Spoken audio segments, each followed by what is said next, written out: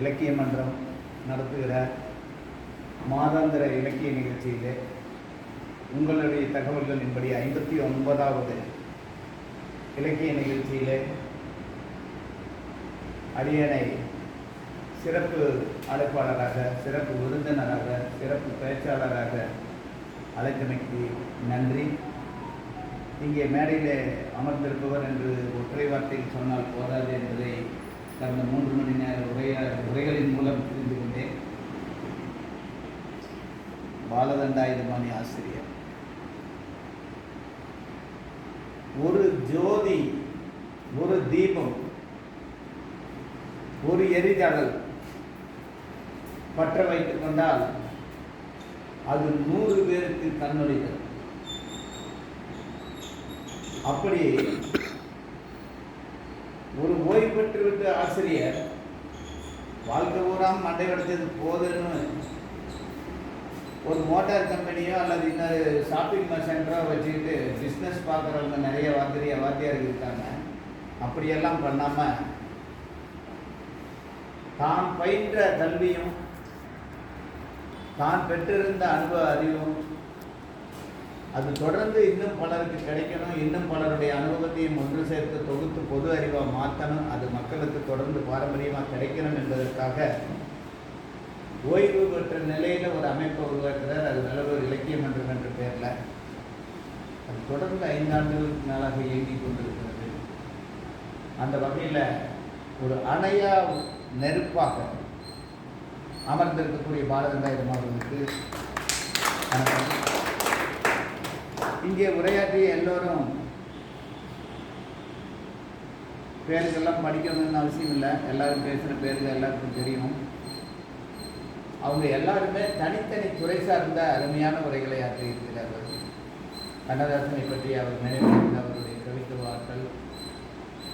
பொதுவாக ஆசிரியர் பெருமக்கள் பெரிய பதவிகளுக்கு வந்துட்டாங்கன்னா அதுக்கப்புறம் அடுத்தவங்களுக்கு எதையுமே கேட்க மாட்டாங்கன்னு ஒரு மரபு உளவியல் கூறு.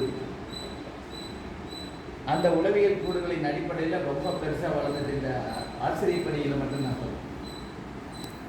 அவங்க நிறைய கற்றுக்க மாட்டாங்க, வேற ஒன்று பாராட்ட மாட்டாங்க. அவங்க என்ன மூளைக்குள்ள என்ன செறிவாக ஏற்றி வச்சிருக்காங்களோ அதை திரும்ப திரும்ப பேசுவாங்க. அதுதான் சிறப்புன்னு சொல்லுவாங்க. ஆசிரியர் தன்மை என்றொன்று, அந்த ஆசிரியர் தன்மை தகுதி உண்டு என்று காவியங்கள் சொல்லும். ஆசிரியர் தன்மையோடு இருப்பதற்கு தகுதி இருக்கு, அதுக்கு மதிப்பு இருக்கு, அது இருக்கலாம் என்று பழைய மரபார்ந்த காவியங்களில், சிவக சிந்தாமணி போன்ற நூல்களில் பெரும்பாடு கொள்வதற்கு அவர்களுக்கு அனுமதிக்கப்பட்டிருக்கிறது. கொஞ்சம் பேருக்கு மட்டும் பெரும்பாடு கொள்வதற்கு அனுமதி இலக்கியத்தில் இருக்கு. அது ஒன்று ஆசிரியர் குருமார்கள். இன்னொன்று கடலோடி பயணம் செய்து காலம் கடந்தோ தூரம் கடந்தோ வாழ்ந்துவிட்டு திரும்ப வருபவர்களுக்கு பெரும்பாடுகள்லாம் அனுமதி உண்டு. மன்னனே எந்திரிச்சுட்டான். ஏன்னா கடல் 6 அடி தாண்டினா மூழ்கிடுச்சு, அதை கட்டுப்படுத்த சக்தி இல்லை. அதில் பயணம் செஞ்சு நீண்டு போய் எங்கேயோ போயிட்டு வேறு ஊர்களுக்கெல்லாம் போயிட்டு ஒருத்தர் திரும்பி வந்தால் வரவேற்கிறதுக்கு மன்னரே வந்துடுவார். அவன் வந்த பொருளெல்லாம் கொண்டு வரணுங்கிற அவசியம் இல்லை, பெரும் சொத்து கொண்டு வந்திருக்கான், வேரழி அனுபவ அறிவு அது கொண்டு வந்திருக்கான். அதனால் அவனுக்கு பெரும்பாடுகள்ல அனுமதி இருந்தது காவியங்கள். போர்க்களம் மீண்டவருக்கு பெரும்பாடுகளும் அனுமதி உண்டு. ஊரில் படையே தோற்றுருக்கலாம், நாடே தோற்றுருக்கலாம், தப்புன்னு இல்லை. எல்லா படையிலும் எல்லா போர்களிலும் எல்லா மன்னர்களும் ஜெயிச்சிட்டாங்க. வெற்றியும் தோல்வியும் மாற்றி மாற்றி வருவது முடியும். ஆனால் போர்க்களம் புகுந்து போரிட்டு போர்க்களம் முடிவுக்கு வந்தவருக்கு வெற்றியோ தோல்வியோ உயிரோடு வீரத்தழும்போடு திரும்பி வந்தவனுக்கு ஊர் எந்திரிச்சுன்னு எப்பவுமே முடியும். அந்த மரியாதை கொள்வதற்கு அவங்களும் அப்படியே நெஞ்ச நிமிட்டி நடந்து நடு ஊருக்குள்ள நின்று என்னடா இந்த சத்தம் அப்படின்னு கேட்கறதுக்கு அவர்களுக்கும் அனுமதி இருக்கு. அந்த வகையில் ஆசிரியர் பெருந்தன்மை என்பது பெரும்பாடு கொள்வதற்கு எல்லாருக்கும் அனுமதி உண்டு. ஆனால் ஆசிரியர் தன்மையற்று இருப்பதற்கு பேரறிவு வேண்டும். அது வேற ஒன்று. உங்களுக்கு வரலாற்றிலிருந்து நினைவு கூறுவதற்காக. ஏன்னா இந்த சொற்பொழிவு இன்றைக்கு இங்கே ஆற்றப்போகிற உரை என்னை பொறுத்தவரையிலும் நான் புதிதாக முதல் தடவை மேடை ஏறும்போது என்ன பதட்டமோ அது பதட்டத்துக்கு வந்துட்டேன். அது பதட்டம் ஆக்கிடுச்சு. ஏன்னா பேசுனவங்க எல்லாம் லெஜெண்டுகளாக இருக்காங்க. யாரும் ஒன்றும் சலித்தவன் கிடையாது. எல்லாவற்றின் மீதும் எனக்கு ஒரு விமர்சன பார்வை உண்டு. பூபதி தெரியும். பூபதி தோழர் 40 ஆண்டு கால எங்களுடைய நட்புக்கு சாட்சி. எல்லாவற்றின் மீதும் எனக்கு மாற்று கண்ணோட்டங்கள் உண்டு. எல்லோரும் பேசி அப்படியே அங்கீகரித்து போற சொன்னதை கேட்டு திரும்பி சொல்லுகிற கிளிப்பிள்ளையாக வாழ்வது இல்லை. அதனால் நான் அதை அப்படியே கொண்டாடிட்டேன்னு அர்த்தம் அல்ல. ஆனாலும் சொல்லுகிறேன், இன்றைய நாளில் இந்த நாள் 3 மணி நேரம் என்னை உட்கார வைத்ததற்கு அருமை தோழர் பாலகண்டாயிரத்துக்கும் நண்பன் சரவணனுக்கும் நான் நன்றியுடையவனாகவே இருக்கப்படுகிறேன். எனக்கு அவ்வளோ அழகான விஷயங்களை கேட்டேன். அவ்வளோ அருமையான கண்ணதாசனை பற்றி படிச்சுட்டே இருப்பேன். நான் கேட்காத இல்லை, பாடாத பாட்டு, கேட்காத பாட்டு இல்லை. ஆனாலும் அதை ஒருத்தர் புதுசாக சொல்கிறது. இன்னொருத்தர் திருவாசகத்துக்கும் காந்தியையும் ஒருங்கிணைத்து பேசுவது. அதில் எனக்கு திருவாசகத்தோடு இணைப்பதற்கு அந்த தருணம் சரியான தருணம். தென்னாப்பிரிக்காவில் நடந்த சம்பவம், தில்லையாடி வள்ளியம்மை குறித்த அந்த நினைவுகள் எப்போவுமே நாம் கொண்டாட வேண்டிய ஒன்று. தில்லையாடி வள்ளியம்மையை காந்தி கொண்டாடினார். அதான் அந்த பொண்ணு. அதான் அந்த சகிப்புத்தன்மை என்றால் என்ன, ஏற்றுக்கொள்ளுதல் என்பதற்கான இலக்கணமாக தில்லையாடி வள்ளியம்மையை சொல்லலாம். போர் புரியறதுக்கு போயாச்சு, இனி என்ன பாதையில் திரும்புறது? ஒன்று வெற்றி, இல்லைன்னா பயிர மரணம். அங்கே ஆயுதம் எதுவும் இல்லை. அது உண்ணாவிரத போராட்டம், ஒத்துழையாமை போராட்டம். அந்த ஒத்துழையாமை போராட்டத்தில் தில்லையாடி வள்ளியம்மை மரணத்தருவையை நெருங்கிட்டாங்க. மயக்கம் வர்ற அளவுக்கு உடம்பு தகுதி குழந்தை தானே, உடம்பு பெரிய இதில். காந்தி 18 நாளெல்லாம் உண்ணாவிரதம் இருந்தது. அது முதிர்ந்த உடல், கட்டமைத்த உடல். ஒரு நாளைக்கு 20-25 கிலோமீட்டர் நடக்கிற உடல். அது ஒரு அசுரத்தனமான. காந்தி பற்றி நிறைய பேர் தெரியாத அம்சங்கள். அந்த அம்சங்கள்ல அவர் அசுர பலசர், பாங்குதல் மிக்கம், உளம் சென்ட்ரலைஸ் ஆன கட்டமைக்கப்பட்ட உள்ளம். அது கட்டமைந்த உள்ளம் இல்லை, யாரோ செதுக்குனது அல்ல. அது கட்டமைக்கப்பட்ட உள்ளம். அது தன்னைத்தானே திரும்ப திரும்ப திரும்ப திரும்ப தன்னைத்தானே செதுக்கிக் கொள்ளுகிற ஒரு ஆன்ம பலசல் காந்தி. அந்த மாதிரி ஆள் போராடிட்டு இருக்கிற இடத்துல ஒரு குழந்தை போராடுறது இன்னைக்காக அனுமதிச்சிருக்க மாட்டாங்க. ஆனால் அன்னைக்கு எல்லாரும் ஏற்றுக்கிட்டாங்க. மக்கள்னாலே குடும்பமாக கூட்டமாக போராடுறது தானே. அதனால் அந்த குழந்தை போராடுறதுல தப்பும் இல்லை. ஆனால் ஒரு கட்டத்தில் காந்தி வாபஸ் வாங்க சொல்கிறார், விட்டு முடிஞ்சு வச்சு நாங்கள் பார்த்துக்கிறோம், எல்லோரும் தொடர்ந்து போராடலாம், நான் அடுத்தது போராடலாங்கிறாங்க. ஆனால் அதை ஏற்றுக்க மாட்டேன். குழந்தமையை உணர்வு என்று சொல்லலாம். ஏன்னா நான் பெரிய உலக அரசியல் அறிவோடு அந்த பொண்ணு சொல்லிச்சு, நான் நல்லா ஏற்றுக்கிறது கிடையாது. ஆனால் அது குழந்தமை இருக்கும், பிடிவாதம். சோறு வேண்டாம்னா வேண்டாம் தான். அம்மாவுக்கே முடியாது, அம்மாவை மட்டும்தான் கண்டுபிடிப்பா. அவருக்கு இவ இந்த நாளை இவ இப்போ சோறு வேண்டாங்கிறா அப்படின்னு அம்மா கண்டுபிடிப்பான். அதுக்கு சொல்ல இருக்காது. குழந்தைகள்கிட்ட சொல்ல இருக்க வேண்டிய அவசியம் கிடையாது. அது அவன் நல்லா அம்மாவுக்கு தெரியும் அல்லது அப்பனுக்கு தெரியும். வேறு யாருனாலும் ஒரு குழந்தையை இப்போ கண்டுபிடிக்க முடியாது. அப்படியான குழந்தையின் பிடிவாதம் தான். ஆனால் பிடிவாதம்ங்கிறது கூட ஒரு கட்டத்தில் உடைவாங்க. எல்லாரும் சக்தி இழக்கும் போது உடைவாங்க. அப்படியெல்லாம் உடையாமல் பிள்ளையாடி வள்ளியம்மை உறுதியாக இருந்து நினைவு தப்பி மரணத்தை அடைகிறாங்க. காந்தி தனக்கான வழிகாட்டி என்று தன்னுடைய சத்திய சோதனையில் குறிப்பிடுகிறார். அப்படிப்பட்ட பிள்ளையாடி வள்ளியம்மையை கடைசியாக திருவாசகம் கேட்டால் என்ற வரி எனக்கு தெரியும். எனக்கு இதுவரைக்கும் தெரியாது. பிள்ளையாடி வள்ளியம்மையை குறித்து உண்மையிலேயே காந்தியடிய சத்திய சோதனையில் தான் நான் தெரிந்து கொண்டேன். அதுக்கப்புறம் பிள்ளையாடி வள்ளியம்மையை குறித்து கொஞ்சம் தேடி கண்டுபிடிச்சதுனா குறைவாக தான் கண்டுபிடிச்சேன். பெருசாக தேவையில்லை. அந்த அம்மா தியாகி, அவ்வளோதான். 100 வருஷத்துக்கு முன்னாடி தியாகி. வீட்டில் போட்டால் வச்சுக்கலாம், பிள்ளைக்கு வள்ளியம்மைன்னு பேர் வைக்கலாம், அவ்வளோதான். ஏன்னா அது மொத்த ஹிஸ்ட்ரி எனக்கு வேண்டியதில்லைன்னு நினைக்கிறேன். ஆனால் காந்தி சத்திய சோதனையில் குறிப்பிட்டார் வள்ளியம்மை. அப்போ காந்தி மனசு மனசுலேருந்து அகலவே இல்லை அந்த பொண்ணு, அவ்வளோ ஸ்ட்ராங். ஆனால் அந்த பொண்ணு கடைசியில் திருவாசகம் கேட்டால் என்ற செய்தி எனக்கு புதுசு. அதுபோல காந்தி எல்லா தன்னுடைய பிரார்த்தனை கூட்டங்களிலும் கடைசியாக அந்த 4 வரி பாடினார் என்பது செய்தியும் எனக்கு புதுசு. ஏன்னா நான் பிரார்த்தனை பாடுவாருன்னு தெரியும். அவரது பிரார்த்தனை கூட்டம் என்பது அன்றைய கால அவருடைய எளிமையான அரசியல் நடவடிக்கை. எவனோ வளர்ற மாதிரி அதை வந்து ஆர்எஸ்எஸ் சார்போ இந்து சமய சார்போ அல்ல. அது பிரார்த்தனையின் மூலம் பிரார்த்தனைக்கு அனுமதி உண்டு பிரிட்டிஷ் அரசாங்கத்தில். எந்த மதத்திலையும் தலையிட மாட்டேன்ட்டான். தலையிட்டா உடனே அரசு போயிடும்னு அவனுக்கு தெரியும். அதனால் சமயங்களின் சார்புகளில் அவன் நுழையில. அங்கே பிரார்த்தனைக்கு அனுமதி உண்டு. கல்யாண வீடுகள் கூட பரிசோதனைக்கு உட்படுத்தப்பட்டது. கல்யாண ஊர்வலங்கள் பரிசோதனைக்கு உட்படுத்தப்பட்டது. இலவு வீடுகள் பரிசோதனைக்கு உட்படுத்தப்பட்டது. ஆனால் பிரார்த்தனை கூட்டங்களுக்கு தடை இல்லாமல் இருந்தது. அப்போ பிரார்த்தனை கூட்டம் நடந்தாங்க, எல்லாரும் வந்தாங்க. அதில் கடைசியாக இந்த 14 வரி அவர் பாடினார் என்ற செய்தி எனக்கு புரியுது. அந்த வகையில் அவரையும் இனிமேல் நான் வந்து இந்த நாளை நான் சிறப்பு நாளாக கொண்டாடித்தான். அதே சமயம் அம்மையார் சொன்ன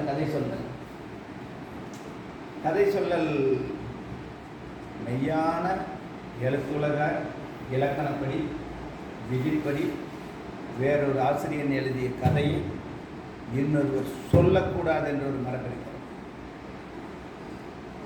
என்ன காரணம்னா, எழுத்தாளன் வரி வரியாக எழுதிட்டு வந்தான். அவன் ஒரு இடத்துல முற்றுப்புள்ளி வச்சிருப்பான், ஒரு இடத்துல ஆனால் போட்டிருப்பான், இன்னொரு இடத்துல ஆகையால் போட்டிருப்பான். எதற்காகவென்று இன்னொரு விளக்க உரை எழுதியிருப்பான். இப்படி எழுதுபவன் தனக்கான இலக்கண விதிகளின்படி தன்னுடைய படைப்பை தான் என்ன நுட்பமாக சொல்ல வேண்டுமோ அந்த சொல்லாடல்களை மிக செறிவாக வரைவடிவமாக எழுதிட்டான். அதை சொல்லி ஒரு போதும் அதை அப்படியே சொல்ல முடியாது. அதன் சாரத்தை சொல்லலாம், அதன் முன்னிருந்து ஒரு வீரியத்தை முன்வைக்கலாம், அதுக்குள்ள இருக்கக்கூடிய மையத்தை எட்டி பிடித்து விடலாம். ஒரு சரடை பிடிச்சிடலாம், அந்த சரடை கொஞ்சம் இழுத்து கூட காட்டலாம். ஆனாலும் ஒரு படைப்பை முழுமையாக சொல்பவன் என்று உலகத்தில் எவனும் கிடையாது, யாரும் கிடையாது, இருக்கக்கூடாது என்று இலக்கணம் சொல்லுது. கதையை படி அப்படி சொல்லுது.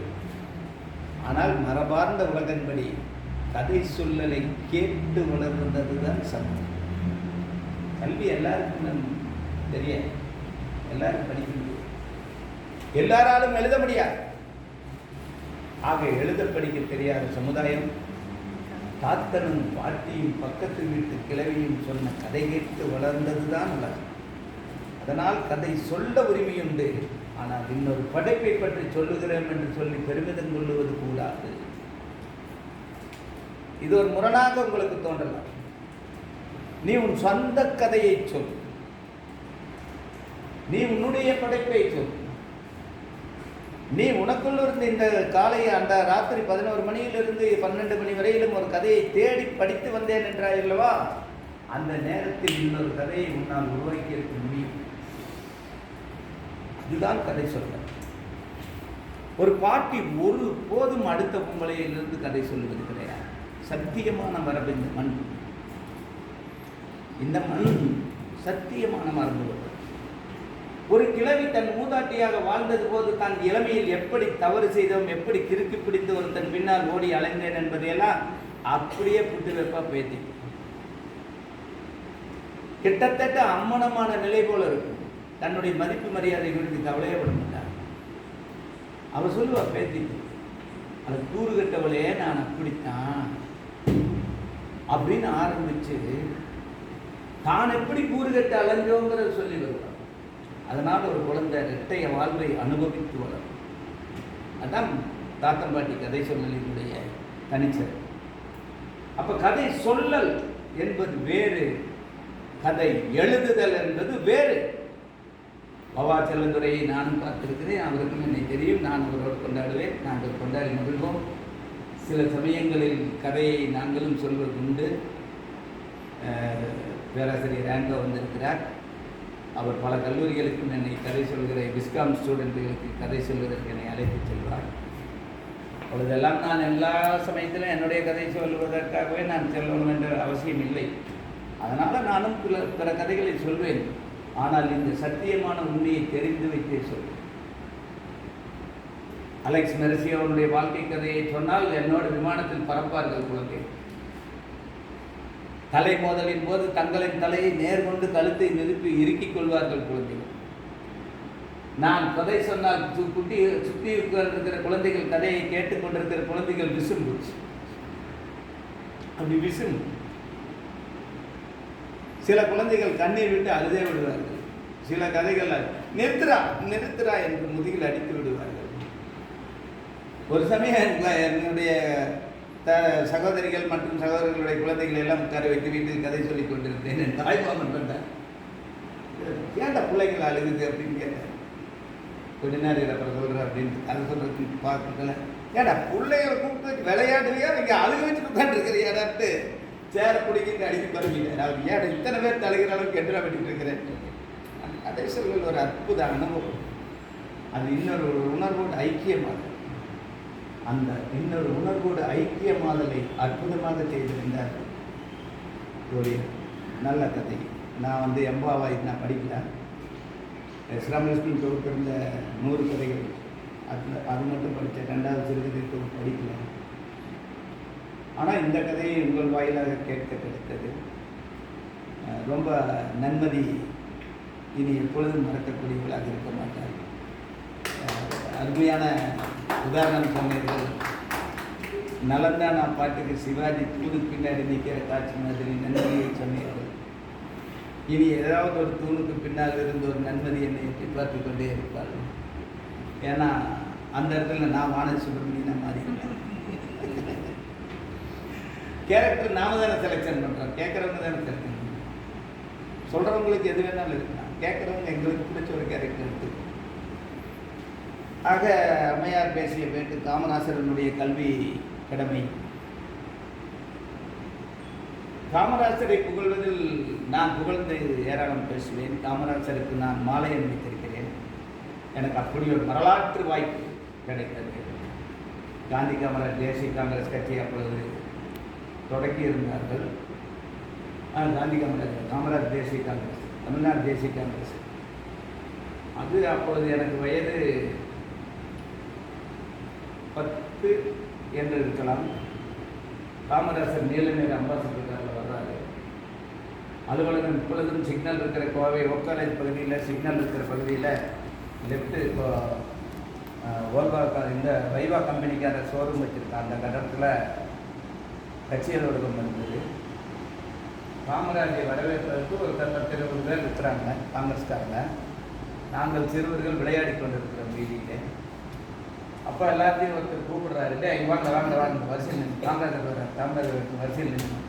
காமராஜர் ஒரு பெரிய ஆளுங்க மட்டும்தான் தெரியும், சொல்லி தனிச்சிறப்பெல்லாம் அந்த வயசுக்கு தெரியாது. வரிசையாக நிற்க சொன்னாங்க. நின்னான். விசைத்தறி நூல் கொடுத்தாங்க. சுருட்டப்பட்ட திரட்டப்பட்ட நூல் மாலையாக வளைச்சிருந்தாங்க. அந்த நூலை கொடுத்தாங்க. வரிசையாக நின்றோம். ஒவ்வொருவராக சென்று மாலை போட்டோம். காமராஜர் கார் விட்டு கீழே கூட இறங்கலை. ஒரு காலை மட்டும் முன்னால் நகர்த்தி கீழே ஊனி துணிந்து பெற்றுக்கொண்டார். அதனால் அவரை தொடுகிற வாய்ப்பு எனக்கு கிடைத்தது. ஆனால் நான் ஒரு பெருந்தலைவரை தொடுகிறேன் என்றெல்லாம் தெரியாது. யாரோ ஒரு முக்கியஸ்தர், ஒரு பெரியவர், அவருக்கு மாலை போடுறோம் அப்படிங்கிறது மட்டும்தான் எனக்கு தெரிந்தது. மாலை வரிசையாக நிற்க வச்சாங்க. மாலை போட்டோம். ஒரு 5-6 பேர் தான் போட்டோம். அதில் தோழருக்கு சொன்னால் தெரியும், தோழர் தாமோதரன் மகன் ஜீவாவும் நானும் அந்த வரிசைக்கு. சோமு என்பவர் காங்கிரஸ்காரர் இப்பவும் இருக்கார். அதனால் சாட்சிகள் இருக்கு. ஆனால் அதே காமராஜருக்கு மாலை போட்டு விட்டேன் என்று சொல்லி நான் உங்கள் வீட்டுக்கு போய் எங்கள் வீட்டில் சொல்கிறேன். எங்கள் அம்மா, அப்படியா, அவர் பெரிய தலைவராச்சு, அவருக்கு நீ போய் மாலை போட முடியும் அப்படின்னு எங்கள் அம்மா கேட்டுச்சு. எங்கள் மாமன்மார்கள் இருந்தார்கள். அவர்களெல்லாம் அப்போதைய அண்ணா வாரிசுகள், திமுகவினுடைய வீரஞ்செறிந்த தொண்டர்கள், எம்ஜிஆர் ரசிகர்கள். அவர் இருக்கிற என்ன சொல்லிட்டாரு, அவனுக்கு எதுக்கு நீ போய் மாலை போட்டேன்னு கேட்டேன். நெஞ்சே நின்று வச்சு.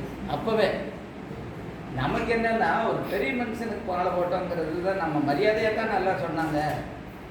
ஆனால் இவர் என்ன டே போட்டெல்லாம் பேசுகிறாருன்னு நினச்சேன். அன்றைய அவங்களோட மனநிலையை, அவங்களோட அரசியல் சூழலை அப்படித்தான் இருந்தது போடுறது. பிற்பாடு காமராஜர் குறித்து நான் வாசித்து அறிந்து கொண்டது. அம்மையார் அவர்கள் சொல்லும்போது 13 வயசுக்கு அப்புறம் அவர் படிக்கிறதுக்கு போகல, சரியாக போகல அப்படின்னு எல்லாம் சொன்னாங்க. படிப்பதில் நல்லா சொன்னாங்க. அந்த மாதிரி எல்லாம் இல்லை. தேசம் முழுவதும் பற்றி எறிந்த தேசபக்த போர் சிற்றிளம் வாலிபர்களையும் குழந்தைகளையும் பல இளைஞர்களையும் வசீகரித்தது. வேறஞ்சறிந்த போர் நடந்து கொண்டிருந்தது.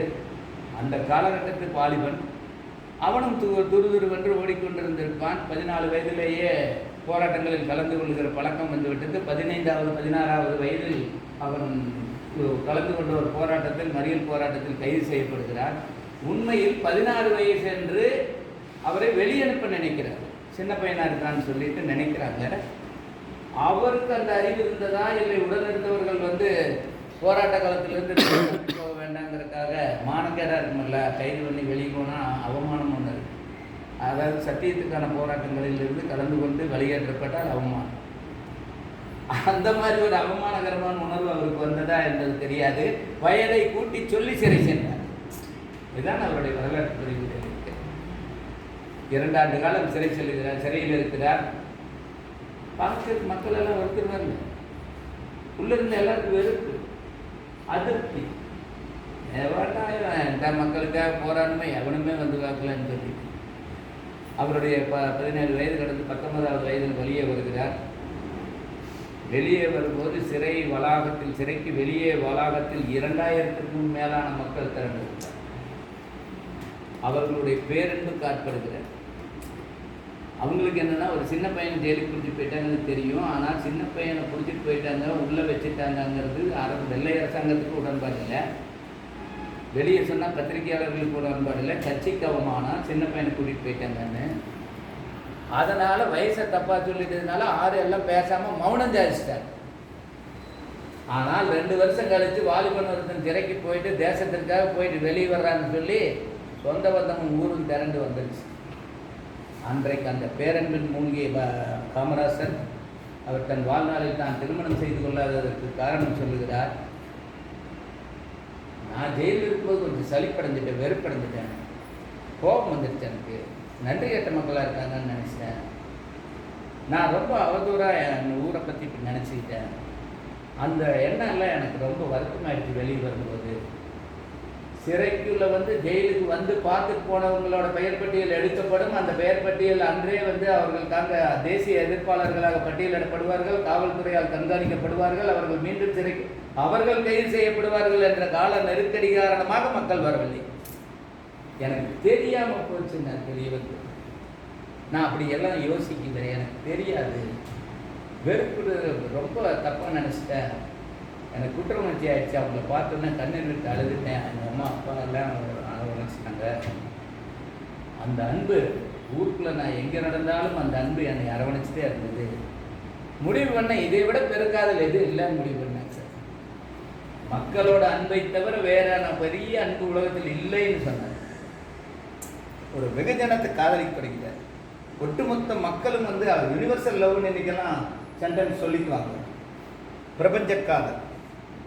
அது மாதிரி அவர் ஒரு யூனிவர்சல் லவர் மாதிரி ஒரு நேஷனல் லவர் ஆகிட்டார்.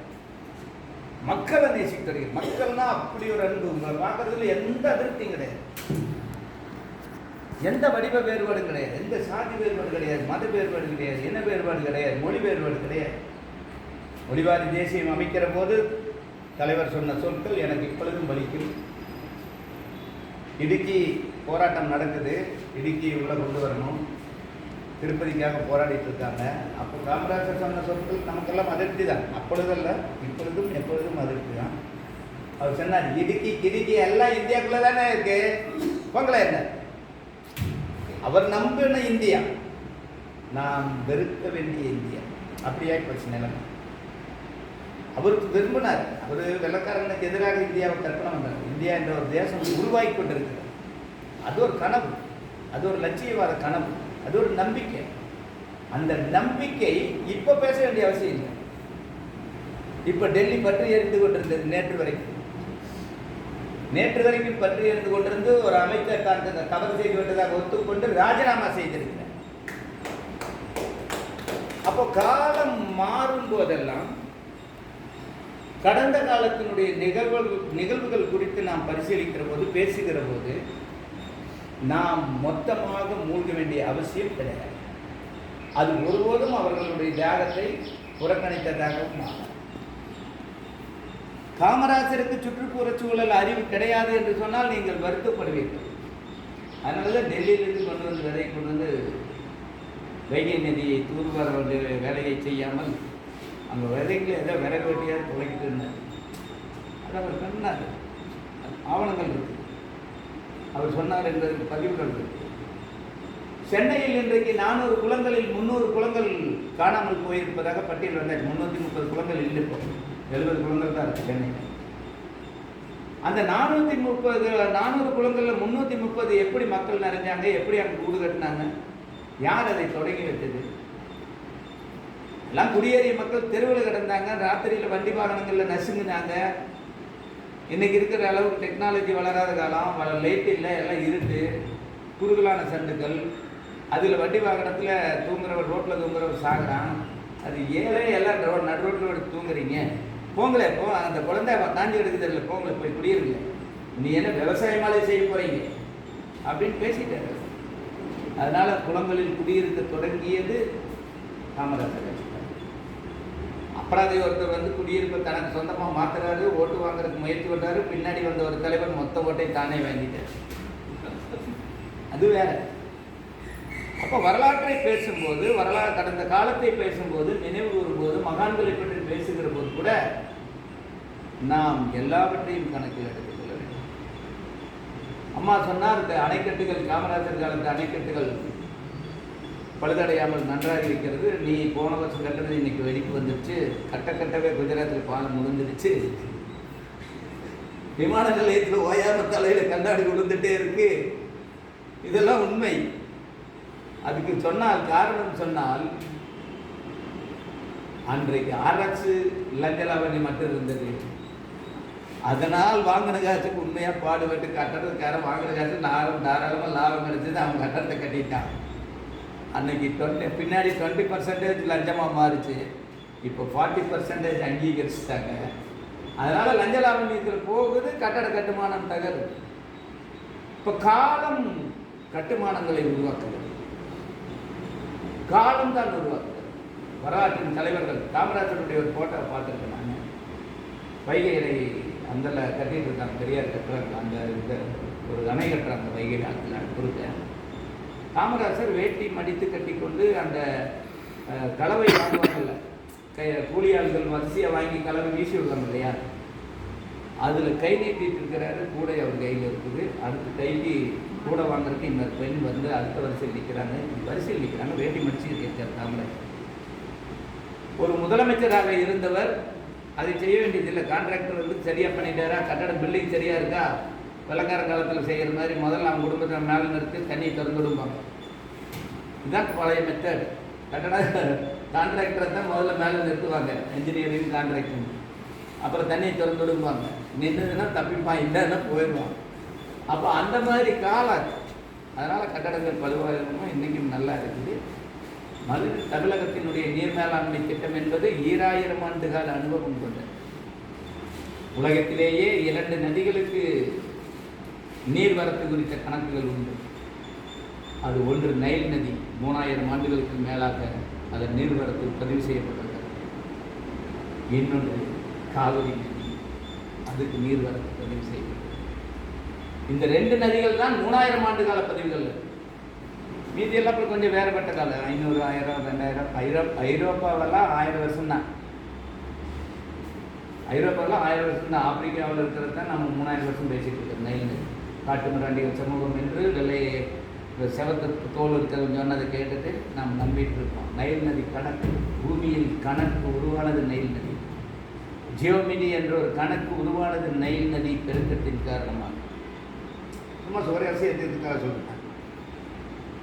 ஏன் கணக்குக்கு ஜியோமிதி அங்கே பிறந்ததுன்னா, நைல் நதியினுடைய கிழக்கு கரை தாழ்வாக இருக்கும், மேற்கு கரை மணல் பிசாக மேடாக இருக்கும். நைல் நதி தொடங்கி நீல நைலாக ஒரு இடத்துல நீல நிறத்தில் நிறம் மாறும். அது வந்து பெய்த வழியாக தாண்டும். அப்படி தாண்டி போய் கடலில் கலக்கணும், மத்திய தரை கடலில் கலக்கணும். அப்படி போகிற இடத்துல பல சமயங்களில் வந்து நீர்வரத்து அதிகமாகும். அப்போ கிழக்கு கரை வந்து தண்ணீர் வெளியேறி அகண்ட நிலப்பரப்பில் பரவும். அது ஒரு 2 மாதத்துக்கு 1 மாதத்துக்கு சேரும் சகதியமாக இருக்கும். அந்த சேரும் சகதியமாக இருக்கும்போது அந்த மக்கள் உழ ஓட்டுவார்கள். சேரும் சகதியமாக இருக்கும்போதே விதைப்பார்கள். தண்ணி குறைஞ்சிடும், காஞ்சிடும். தண்ணி ட்ரை ஆகிற போது அறுவடைக்கு தயாராகிடும், அறுத்துடும். அவங்க ஒன்றும் நீர் வசதியெல்லாம் மோட்டர் வைக்கிறது, தண்ணி கவலையாக கட்டுறது அதெல்லாம் தேவையில்லை. புதிய பிரச்சனையே அங்கே பிறந்தது. ஒவ்வொரு சமயம் யார் யார் எத்தனை நிலத்தில் வேலை செய்வது, எந்த நிலத்தில் அறுவடை செய்வது, இந்த கேள்வியை ஒவ்வொரு தடவையும் நாட்டுக்கு தலைவலியாக மாறிச்சு. அப்போ ஒவ்வொரு ஆண்டும் நீர்வரத்து அதிகரித்த பின்னர் அது நீர் உலர்ந்த பிறகு அங்கே புதிதாக நிலத்தை அளப்பார். கல்லெல்லாம் போட்டால் இடைஞ்சலாயிடும். தண்ணி வந்து அடிக்கிறபோது கல்லெல்லாம் சாஞ்சிடும், பின்னாடி அதை எடுத்து போடுறது பெரிய இடைஞ்சலாயிடும். அதனால் கல் நட்டுற வழக்கு அப்போவே கிடையாது. அவங்க கணக்கு போடுவாங்க, இத்தனை ஸ்கொயர் ஃபீட் உனக்கு, இத்தனை ஸ்கொயர் ஃபீட் எனக்கு, இவ்வளவுக்கு இது இந்த குடும்பம், இது இந்த இனம், இது இந்த இனம் பிரித்து கொடுத்துருவான். அவன் அந்த அளவுக்குள்ளே வந்து விதைப்பான். அளவு மாறினாலும் கவலை இல்லை, அறுக்கிற போது அந்த அளவில் அறுக்கிறதுக்கு போய். ஆக இயற்கை அவனை ஓயாது கணக்கு போடுறது. அந்த நில அளவை வந்து அவன் உருவாச்சு. அதனால் ஜியோமிக்கு கணக்கு எகிரோடு கைரோடு பிறகு. இப்போ இதெல்லாம் என்னென்னா காலமும் சூழலும் வரலாற்றை உருவாக்குது, மனித அறிவை பெருக்குகிறதுக்கு தேவையானது. இப்போ நாம் இந்த மாதிரி இப்படி பார்க்குறது தான் நாம் காமராசர் குறித்து நீங்கள் பேசும்போது நான் நினைக்கிறேன், அவர் கட்டுனானே நல்லா இருக்கிற காரணம் லஞ்சலாம். ஐயா பேசும்போது திருவாசகத்தை நான் படிக்கவில்லை என்பது தான் எனக்கு தோணுது. நான் திருவாசகம் வாங்கி வச்சிருக்கேன், ஆனால் ஒன்றும் படிக்கல. ஒரே ஒரு சொல்லுங்க, நீண்ட காலமாக திருச்சி சேர்ந்த கணக்காளர்கள் குமரப்பா அவரோடு இருந்தார்கள். அவர்கள் தான் எழுதியிருக்கிற புத்தகத்தில் சக்தி சோதனை அந்த புத்தகத்தில் இல்லை, குமரப்பா எழுதியிருக்கிற புத்தகத்தில் கடைசியாக அந்த பாலசுந்தரம் தமிழில் இருக்கின்ற திருவாசகத்தை ஆங்கிலத்தில் மொழிபெயர்த்து கொடுத்த அந்த அச்சீட்டை வெளியிட்டிருக்கிறார் என்பதை ஐயா நன்றி நன்றி. ஆனாலும் நான் திரும்ப சொல்கிறேன், நான் குமரப்பா எழுதி படிக்கல. அதனால தான் தில்லையாடி வள்ளியம்மை குறித்து பெரிய வரலாறு எனக்கு தெரியாதுன்னு சொன்னேன். சத்திய சோதனையில் தில்லையாடி வள்ளியம்மை குறித்து குறிப்புகள் வந்து சத்திய சோதனையின் படி பார்த்ததுன்னா இவர் சொன்ன அந்த வழக்கறிஞர் பட்டம் இருக்குல்ல, அதுவே தப்பு. சத்திய சோதனையில் காந்தி எழுதியிருக்கிறதுல பிரிட்டானிய அரசு கருப்பின மக்களை ஏற்றுக்கொள்ளாததால் பாரிஸ்டர் பட்டம் பெற்றவர்களும் கூட அவர்கள் மதிக்காத சமூகமாக இருந்ததால் காந்திக்கு யாரும் வழக்கு வரமாட்டார். அதனால் அவர் இந்தியா திரும்பி வர்றார். இந்தியாவிலே வெள்ளையர்களின் ஆதிக்கம் மேலோங்கி இருக்கிறது. இங்கேயும் அவரால் வழக்கறிஞர் தொழிலை சரியாக செய்ய முடியவில்லை. அதற்கு இன்னொரு காரணம் இருந்தது, காந்திக்கு சரியாக பேச வராது, அவர் பேச்சாளர் கிடையாது. அப்படி இருக்கிற நெருக்கடியில் இவ்வளவு தூரம் செலவு பண்ணி கடன் வாங்கி அப்பா அம்மா கொடுத்த காசை வாங்கிட்டு போய் லண்டன் எல்லாம் போய் செலவு பண்ணிட்டு வந்தாச்சு. அண்ணன் தம்பி பாடுபட்டு குடும்பம் நடந்துட்டு இருக்குது. தான் வந்து சம்பாதிக்காமல் இருக்கிறவங்க குற்ற உணர்ச்சிக்கு ஆளாகிறாரு. அப்போ தென்னாப்பிரிக்காவுக்கு போ, அங்கே குஜராத்திகளும் தமிழர்களும் இந்திய வம்சாவளியினர் அங்கே அதிகமாக இருக்காங்க, அவங்களுக்கு ஏதாவது நீ வந்து வழக்காட முடியும், அவங்க உங்கள்கிட்ட வருவாங்க அப்படின்னு அவருக்கு நம்பிக்கை ஊட்டப்படுகிறது. அதனால் தென்னாப்பிரிக்கா சொல்லுகிறார், புகழ்பெற்ற வழக்கறிஞராக அல்ல, சொல்லப்போனால் வரலாற்றில் வழக்கறிஞராக தோற்று போனவர் தாங்க. இதுதான் வரலாற்று உண்மை.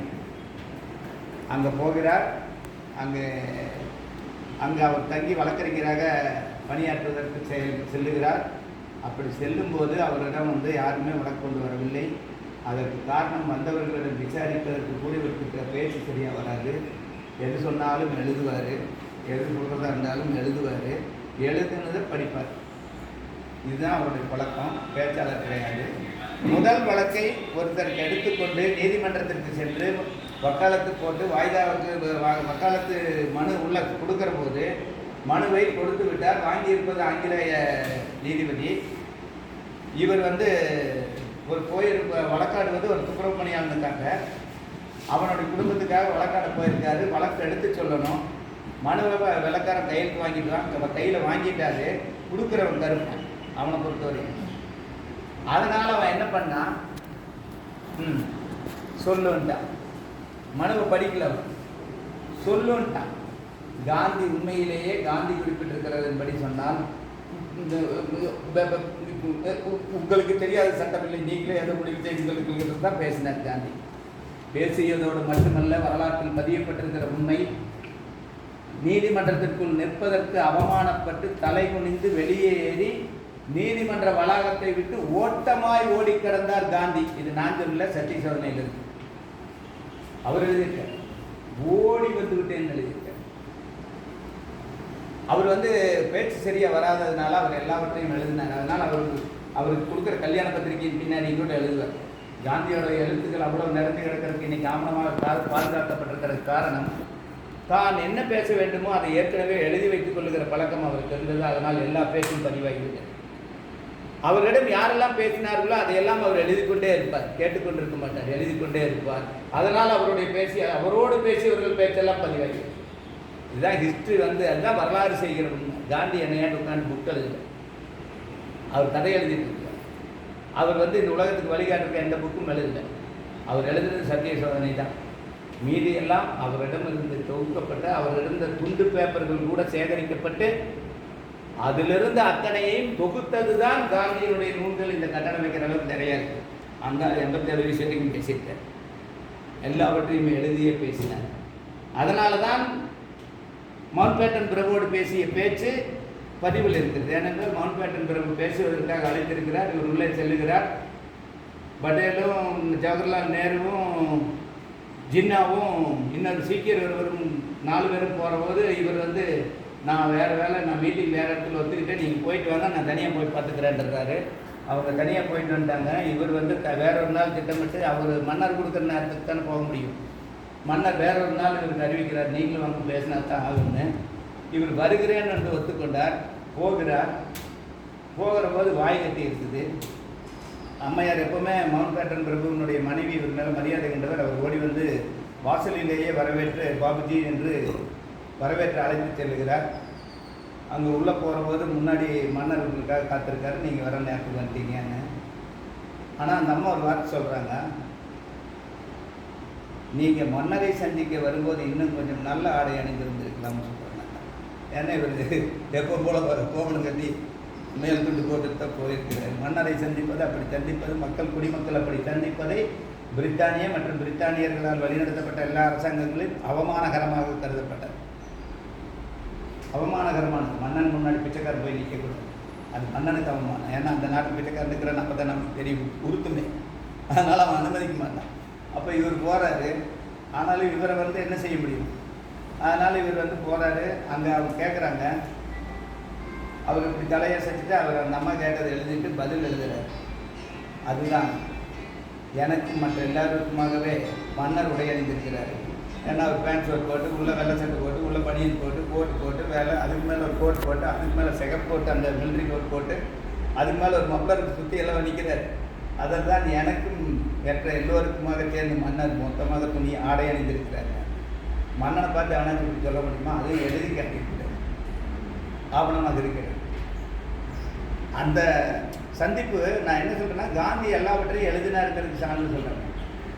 அன்றைக்கு மவுண்ட் பேட்டன் பிறகு காத்திருந்து விட்டு கேள்விகள் கேட்கிறார். அவர்களோடு வந்திருந்தால் கொஞ்சம் கூட்டு உரையாடலாக நடந்திருக்கலாம். அவர்கள் வேறு, நான் வேறு. இவர் பதில் எழுதியிருக்கார். அவர் மறுபடியும் கேள்வி கேட்குறாரு. உங்களோட பேச்சுவார்த்தைக்கான அனுமதி பெற்றதன் தெரியல, இன்றைக்கு நான் பேச வேண்டியது இந்த நாட்டுக்கான விடுதலை எப்பொழுது என்பது தீர்மானிக்கணும். நான் இதுக்காக இந்த பொறுப்பெடுத்துட்டு வந்திருக்கேன், நீங்களாம் ஒத்துழைக்கணும், எப்படி என்னன்னு எல்லாவற்றையும் இவர் எழுதிட்டே இருக்கிறார். ஒரு மன்னர் பேசும்போது நீங்கள் தலைகுனிந்தபடி இருப்பது அவமதிப்பதாக. மவுண்ட் பேட்டன் பிறப்பு மன்னர் அவமதிப்பதாக. அவர் அடுத்த ஒரு வரி எழுதி இன்னொரு சீட்டில் எழுதுகிறாரு. அந்த சீட்டை காட்டுறாரு. மன்னிக்கும், நீ என்னை கலந்து ஆலோசித்து இன்றைய நாளை தீர்மானிக்கிறேன். இந்த நாள் நான் மௌனவருக்கு மட்டும்தான். நீ அறிவிச்சிட்ட, மன்னர் அறிவிச்சியான்னு மரியாதைக்கு வந்திருக்கிறேன். இன்னைக்கு ஒரு கேள்விகளை சொல், நான் நாளையோ மறுநாளோ உனக்கு பதிலை சொல்கிறேன். எழுதியிருக்கேன். மன்னங்கிட்ட போய் இன்னைக்கு நான் மௌனவரதில் பேச மாட்டேன்டான் இருக்கேன். அதுதான் வரலாறு இன்னைக்கு வரைக்கும் வச்சுட்டு இருக்கிற காரணம். இதெல்லாம் பைத்தியகாரத்தனங்களை போல் தோற்றமளிக்கக்கூடிய சம்பவங்கள். ஆனால் நிஜ மனிதர்கள் வாழ்ந்திருக்கிறார். அப்படி வாழ்ந்துருக்கான். மன்னங்கிட்ட போய் இன்னைக்கு நான் மௌன விரதம் இருந்தேன், நீ டேட் ஃபிக்ஸ் பண்ண என்ன கேட்டியா? கேட்கல. சரி மன்னன் கேட்டுட்டேன்னு நான் ஒத்துக்கிட்டேங்கிற. ஆனால் இன்னைக்கு மௌன விரதம் நான் மாற்றிக்க மாட்டேன். நீ இன்னைக்கு கேள்விகளை கேள்வி நான் எழுதிக்கிறேன், நாளைக்கு வந்து பதில் கொடுக்குறேன்ட்டு திரும்பி வந்துருக்கான். எங்கே இந்த மாதிரி எங்கே பார்ப்பீங்க? எப்படி பிடிப்பீங்க? அதனால் இதுக்கு தான் நாம் அவர்களை கொண்டாடுவதற்கான காரணம். இந்த பூமியில் அவங்க அவருடைய அரசியலெல்லாம் நாம் ஏற்றுக்க முடியாது. தென்னாப்பிரிக்கா குறித்து பேசி எதனால சொல்கிறேன், எந்த வெள்ளையர்களுக்கு எதிராக கருப்பர்களின் உரிமைக்காக, அது தமிழர்கள் மற்றும் இன்னபிற மக்களுக்காக போராடினாரோ அந்த வெள்ளையர்களுக்கு ஆதரவாக போயர் யுத்தத்தில் பணியாற்றிருக்கார். போயர் யுத்தத்தில் வெள்ளை இராணுவத்துக்கு சேவை செய்கிறார் அகிம்சா மூர்த்தி. அப்படின்னா அவர் துப்பாக்கி சண்டைக்கு போல. எங்கெல்லாம் போர்க்களங்கள் வந்து இப்போ சண்டைக்களமாக அறிவிக்கப்பட்டிருக்கோ, யுத்தக்களமாக அறிவிட்டிருக்கோ, அங்கெல்லாம் வந்து ஸ்ட்ரெச்சரை தூக்கிட்டு ஓடி போய் பாதிக்கப்பட்டவர்கள், உடல்நலம் இழந்தவர்கள், சிதைக்கப்பட்டவர்கள் மற்றும் உயிரிழந்தவர்களின் உடலை தூக்கி கொண்டு வந்து மருத்துவமனையில் சேர்த்துவது, இறந்தவர்களை அடக்கம் செய்வதற்கும் பட்டியலிடுவது, இராணுவ முகாமில் சேர்ப்பது வேலையை செய்திருக்கிறார். அவரும் இன்னொரு நண்பருமாக சேர்ந்து இறந்து போன ஒரு உடலை தூக்கி கொண்டு 24 கிலோமீட்டர்கள் ஓடி இருக்கிறார்கள் 2 பேர். காந்திங்கிற ஆள் வந்து நம்ம பார்க்குறதுக்கு அப்படியே ஒரு கண்ணாடி போட்டு ஒரு நல்ல ஒரு, ஆனால் நான் சொல்லுவேன் 82 வயசுலேயே அவர் 6 பேக்ஸ் ஆட முடியாது. அவர் வெறுமேலாடுறதுக்கு போது வந்து 6 பேக்கப். அது சாதாரணம் கிடையாது. அந்த உடற்கட்டமைப்பை வச்சிருக்கிறது சாதாரணம் கிடையாது. அப்புறம் நடக்கிறது அந்த ஆளோட இயல்பு. நடை வேகமாக இருக்கும். அது காரணம் என்னென்னா காசு இருக்காது. லண்டனில் படிக்கிற போது அவர் சைவம் சாப்பிட்றாரு.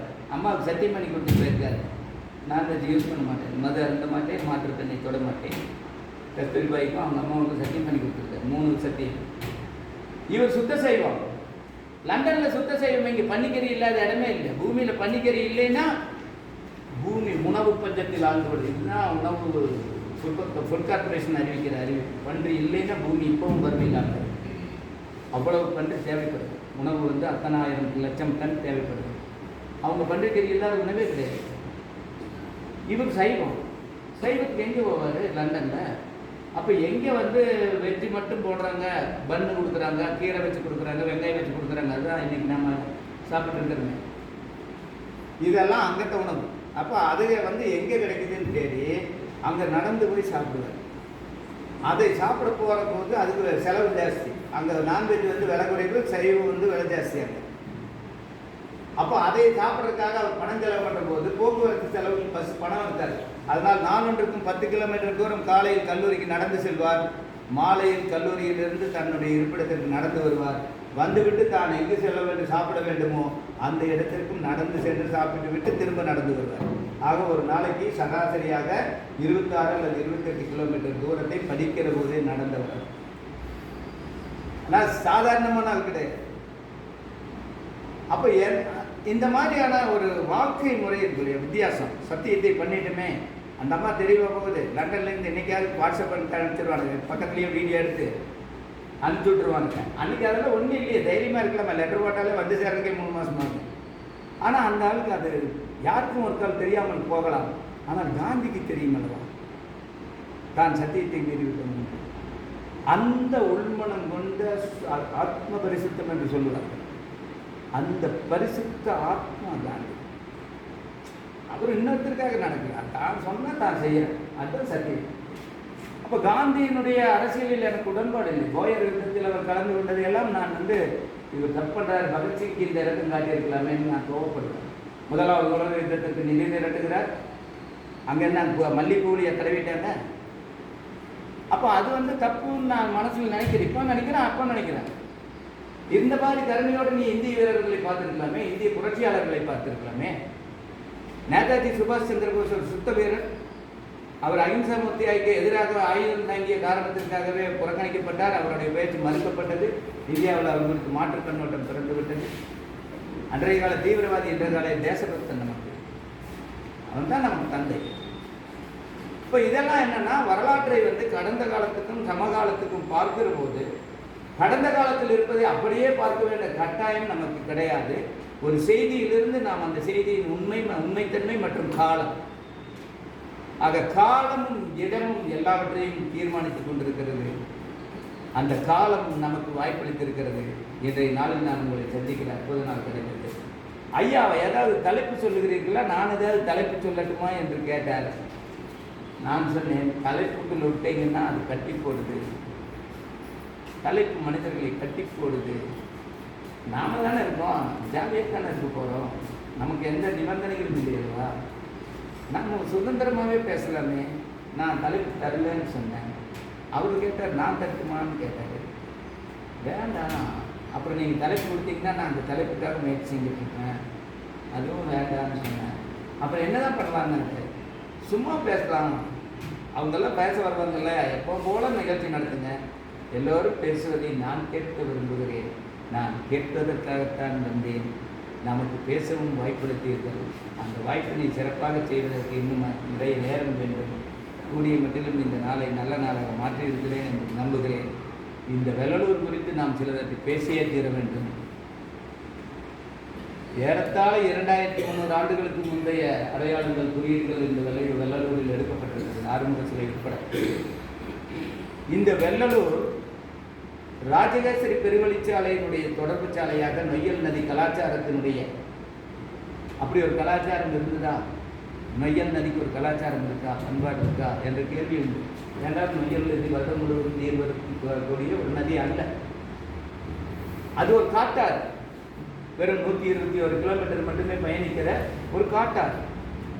அதில் எப்பொழுதாவது திடீரென்று தண்ணீர் வரும், வெள்ளம் வரும். அந்த வெள்ளம் நொய்யல் அமராவதி அருகே, அமராவதியில் கலக்கும் நொய்யல் என்ற ஒரு கிராமத்தில், இப்போ சொன்னால் பரமத்திவேல் அந்த பகுதியில் அமராவதியில் இணைகிறது. அமராவதியிலும் நீர் பெருக்கிறது. ஏன்னா மேற்கு மலைத்தொடரில் வெள்ளம் பெருகுன்னா எல்லா பக்கம் தானே இருக்கும்.